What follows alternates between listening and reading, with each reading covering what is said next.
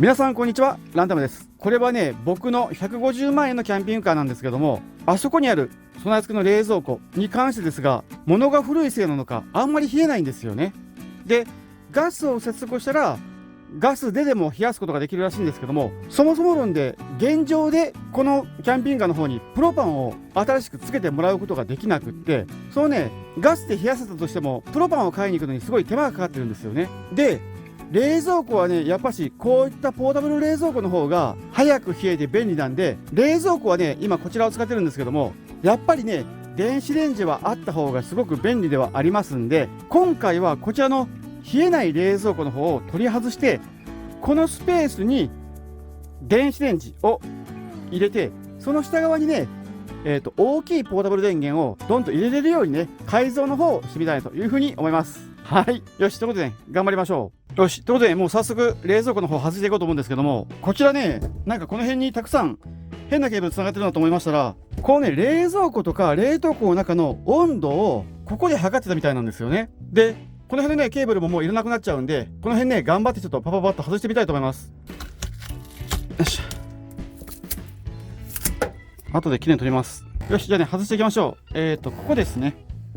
ここにね、キャップがあって、ここにね、プラスドライバーの穴があるんで、ここにね、ドライバーを差し込んで、ネジを回し、緩めて、外したいと思います。よいし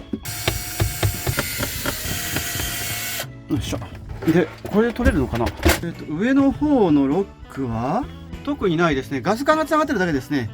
結構配管ごちゃごちゃしてるんですけども、外すためにね、必要なものをちょっといろいろ外したいと思います。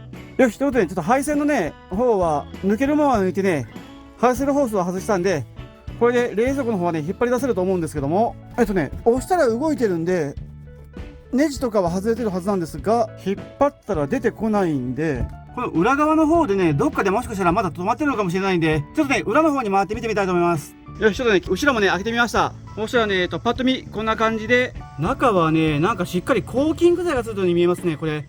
これ取るの大変そうですね。下側はどうなんでしょう。ここはコーキング等はされてないですね。なるほど。ちょっといろいろ邪魔なんですけども、冷蔵庫のね、ファンのやつ取りましょう。よいしょ。 OK。 この枠があるとね、中の方のコーティングがちょっと取れないんで、これもちょっと外しましょう。外れるかな。お、取れた。よしよしよしよし。 OK。これにはね、シーリング塗られてませんでした。でも汚いな。で、中はね、こうですね。ちょっとね、カットの方をね、してみたいと思います。はい、カットできました。できたんですけども、押してもね、あまり動かないんですよね。どっかで引っかかってますね、まだ。ちょっと探ってみます。よし、ドア取りました。OK。これでね、もう取れるはずなんですけども、なぜ取れないんでしょう。いや、少しずつ前に出てきてますね。少しずつですけども。お、来ました来ました。おー、取れた。動きました。こうか、下ですね。こうね、下をね、両方とも持ってグッと持ち上げたらね、動き始めました。はい、引っ張り出しました。あとはね、ちょっと配線伸びてきてる分ね、抜きましょう。もうね、これはね、切ってからテープだけ巻いときましょうかね。絶縁だけでいいと思います。1本ずつ切ります。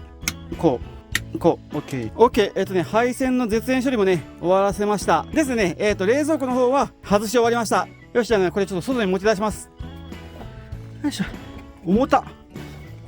よっ。よし、ということで、取り外し完了です。中こんな感じですね。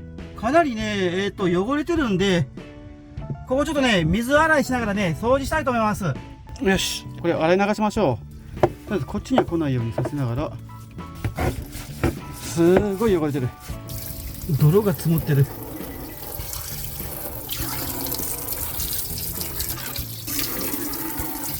掃除完了。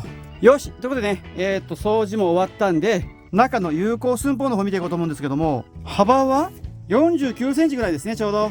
奥行きに関しては適当に取れるんですけども、問題はね、中の高さですね。多分ね、僕はここにポータブル電源と電子レンジを置こうと思うんですけども、その高さがね、電源の高さが40センチで、電子レンジが25センチなんで、合計65センチいるんですよね。で、それに対して、ここでは、62センチなんでもう足りませんね。で、あと、ここにね、ガスのパイプとか出てきてるんで、ここまでの高さを見てみても、なるほど、57センチぐらいですね。了解了解。ということは、55センチぐらいで、あと、ベニヤの板が2枚分ぐらいの高さしか取れませんね。電子レンジをね、高さは変えられないんで、ちょっとね、ここにはまる背の低い電源探してみたいと思います。はい。いいのがね、ありました。こちらはね、ダブソンの DB2000 ですね。以前ね、紹介させてもらった電源なんですけども、こちらがね、高さが31センチぐらいなんで、ちょうどいい高さなんでね、これでね、行かせていただきましょう。そしたらね、この上にちょっと電子レンジ乗っけてみましょうかね。OK、入りました。いい感じですね、これは。幅もバッチリですし、高さも問題なそうですね。このガスの配管もちょっと邪魔だったら取ろうかと思ったんですけども、このままでもいけそうなんでね、ちょっとこれ今回残しましょうかね。あと余裕が、なるほど。ベニヤ板2枚刃入りますね。ってことは、下にガイド用の枠のためのベニヤを1枚敷いて、で、これをね、乗せて浮かすためのベニヤを1枚置いても大丈夫そうですね。OK。わかりました。じゃあね、ここにね、設置できることが分かりましたんで、お次はね、ここに組む枠のね、方をちょっと計測していきたいと思います。よし、採寸等がね、終わりました。ですね、今からね、板の方を買いにね、行ってきたいと思います。はい。よし、板の方をね、買ってきましたんで、今からね、ちょっと取り付けてみたいと思います。お、ぴったり。一番向こう少し隙間が空くようにしました。というのがね、雨がね、降った時に、板がね、向こうまで行ってると、水が流れていかないんで、ここにね、入って流れるように、この辺ぐらいね、なるようにしました。後ろはね、きちっと止めないと、多分ね、外からの音がうるさいと思うんで、こんな感じでね、止めれるようにしました。ほぼほぼぴったりですね。OK。よし。結構いい感じできましたね、もうすでに。じゃあね、これを箱型になるように組み上げていきたいと思います。OK、取り付けね、完了です。上側もね、きっちり、取り付けました。ちなみにね、ここに使ってる金具は、ガゼットアングルって言われるもんです。こんな感じでね、金属が加工してあるんで、こうね、潰す方向とかの耐荷重にね、非常に強い金具です。あんまりね、売ってないんで、これ見かけた時にね、まとめ買いしてます。よし、電源戻してみました。こんな感じですね。で、この上に板を敷いて、そこにね、電子レンジ入れるっていう格好です。ですね、具体的に言うと、こうなる格好ですね。はい。で、高さ的なスペースがもうないんで、これはね、もう現物合わせで、こうの壁の方にね、取り付けていこうと思います。で、金具はね、こんな感じで配置するんですけども、一旦ね、これ外に出してから、ここにね、この金具を取り付けてみたいと思います。よし。はい、完成です。そしたらね、あとね、ここに固定するだけですね。で、この裏側にね、物を詰めとかないと、これはね、前に出てきたらちょっと困るんで、これですね、ちょっと家に転がってたカラーブロック、これをちょっと後ろに置いときましょう。頑丈にする必要がないんで、こんな感じで、後ろの方にね、行かないだけしておきたいと思います。で、あと、下側もね、動いたら困るんで、これですね、滑り止め。こんな感じで敷いて、OK。これで OK ですね。これでね、とりあえず滑ってこっちにね、来ることはないと思いたいです。はい。で、この上にね、さっきの板を取り付けようと思うんですけども、寸法を出すのが大変なんで、ちょっとこんな感じでいきたいと思います。これはね、後で引き抜く板で、この状態で、こんな感じで入れて、もう大体水平出てるんで、これで OK にして、あとはね、止めていきます。よいしょ。よし。OK。よっしょ。じゃあね、置いてみましょう。よし。よしなんだけど、これですね。これがちょっと邪魔なんで、手で持ち上げて、OK。いい感じ。コードもね、手入れて取れました。これを入れれば入りましたね。で、これを取れば、はい。完璧にね、電子レンジつきました。OK。バッチリです。きちんとね、思った通りの、取り方になってるんで大丈夫ですね。よし。で、ちょっとね、これでね、動くかどうかやっぱ不思議なところなんで、動かしてみましょう。今、適当に差し込みました。で、よし。次に、AC をオン。じゃあね、ちょっと空回しですけども、回してみましょう。せーの。OK。回りました。よし。バッチリです。よし。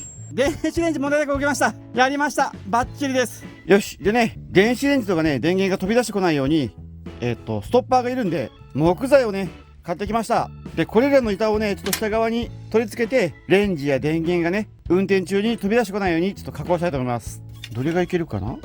で、本体の後ろはどれでもいいんでね、本当に。こうかな。よし。OK。じゃあちょっと木材カットしていきます。よし。このね、3種類にしました。じゃあね、設置していきましょう。あら、割れたな。割れたけど、まあいいや。よいしょ。よし。で、これ敷いて、これでどうかな。よし。はい、上手入りました。で、あとは、この板を、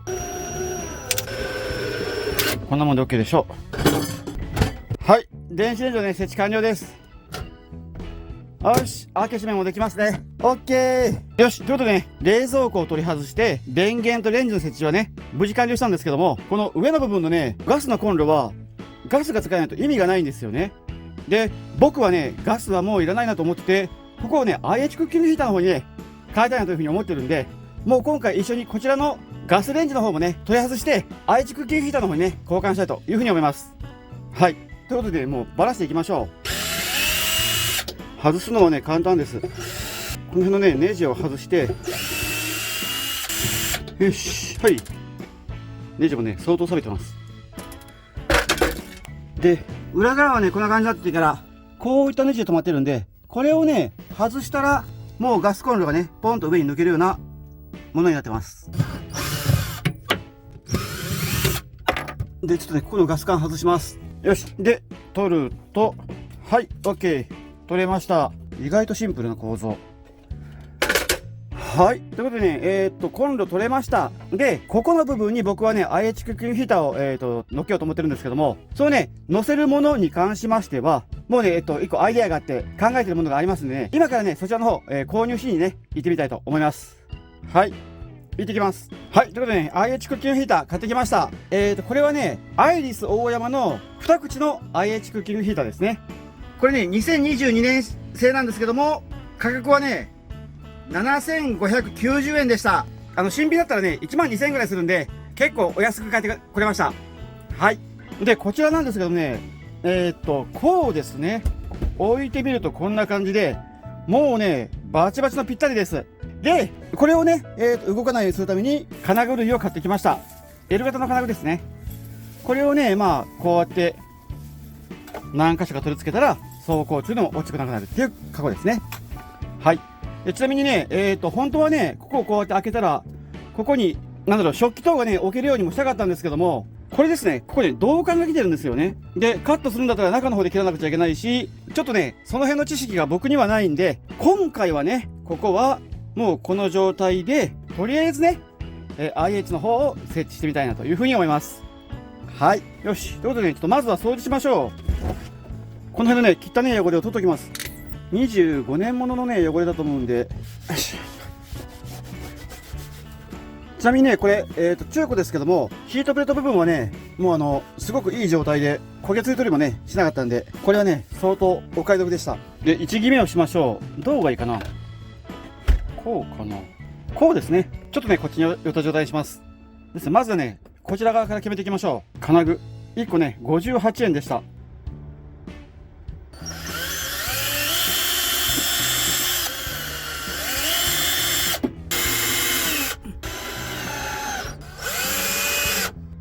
よし。で、これで置いてみると、よしよし、こんな感じですね。よし。じゃあね、あとはね、残りの分も、すべてね、固定してみたいと思います。よし。金具ね、取り付けれました。果たしてね、うまく乗ってくれるんでしょうか。多分ね、キツキツだと思うんで、スポットはいかないかもしれませんが、どうかな。お、入りましたね。オッケーオッケー。おーし、固定できました。バッチリです。いい感じにつきました。よし。じゃあね、あとはちょっと配線をね、レンジの裏の隙間を回して線をつないで、それからね、レンジ戻します。頑張ります。よし。ということでね、配線もね、早速完了です。オッケーオッケー。じゃあね、ちょっと通電テストやってみましょう。まずは電源のスイッチをオン。で、続いて AC をオン。よし。AC もね、オンになりました。で、電子レンジは動く。じゃあいよいよね IH どうでしょうか。おお、オンになりました。よしよし。でフライパンとか言いますね。ちょっと持ってきます。 OK、 フライパン持ってきました。でこちらが 700W MAX の IH で、こちらが 1400W なんで順番にねやっていきましょう。オンするとオンになりました。なるほど、4が最大ですね。 OK、 問題なく動いてますね。 600W ぐらいでね動いてるみたいです。 OKOK。 じゃあ今度はねこっち行ってみましょう。 1400W の方。いろんなボタンあるな。沸かしとか加熱とか揚げ物とかあるみたいです。加熱でもう最大のね6段階いきました。するとね 900W ぐらいですね。こんなものなのかな。なんか少ない気がしますね。どうなんでしょうか。マックス状態なんですけども、とりあえずね、お湯はすぐにね沸いてます。すごい。ちょっと消費電力が少ないのは気になりますけども OK でしょう。じゃあね同時に負荷実験やっておきましょう。これはねファミリーマートのお弁当で今ね 40% 増量中なんでね買ってきました。でこれはね 500W で2分30秒温めるらしいんで、入れてセットして 500W で2分30秒。よし。今使ってるダブソンの DBS2300 は容量が 2330Wh で出力が確か2000とか2000何百とかあったはずなんで、同時にね動かすことできると思います。もうボコボコ、素晴らしい。いやー、とりあえずね両方とも同時に今動かせてます。 OKOKOKOK、 素晴らしいパワーです。ですんでね IH と電子レンジのオール電化キッチンね完成しましたね。これは素晴らしい。わー OK。 できましたね。こっちはい、お弁当は熱々できました。ちょっと熱いです。でIH ももう食べましょう。はい、そうしましたらIH でガンガンにお湯を沸かしてお弁当チンしてね約 8% の消費でした。 OK。 ちなみに IH は今冷却ファンが回ってるんで消費電力ね 12,3W 出てます。はい、よし。じゃあねちょっとせっかくなんでねお弁当を軽くいただきましょう。いただきます。めちゃくちゃ美味しそう量がね普通の倍あります。果たしてお味は。美味しい。すごい。お弁当そもそも論で美味しいんですけども、それ以上にね熱々に温まっててからめちゃくちゃ美味しいです。熱いんでねオールフリー。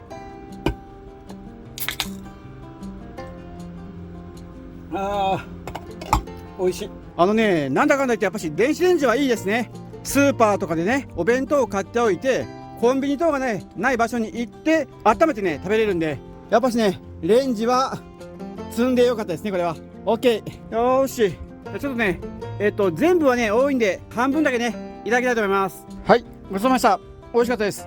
あとはね夜食べます。はい、ということでね今回は冷蔵庫とガスレンジをね取り外してオール電化のねシステムキッチンの方に変えてみたんですけども、いかがだったでしょうか。今回はね冷蔵庫の部分がもうすごい邪魔だったんで電子レンジのね下に電源を置いて、でさらにねガスコンロも IH に変えてみたんですけども、そのね電気をこの電源一つでね賄えるようになったんで、すごくねすっきりと改造することができて、今回の改造はねすごくいい改造だったというふうに思います。で今回ねかかった費用なんですけども、木の材料等の木材費が全部で4000円ぐらいで、あと金具類に関しましては全部で1500円ぐらいで、あとこの IH クッキングヒーターが7500円ぐらいでしたんで、合計で13000円でねこのシステムキッチンが、完成しました。でちなみに今回ねこちらダブソンの DBS2300 っていうポータブル電源を使用したんですけども、これはねうちにあったから使用したまでで、コム電源がなくてもコードリール等を伸ばしてからねコンセントでも使用できるようになってますんで、今回電源は抜きで13000円でシステムキッチンができたっていう風なね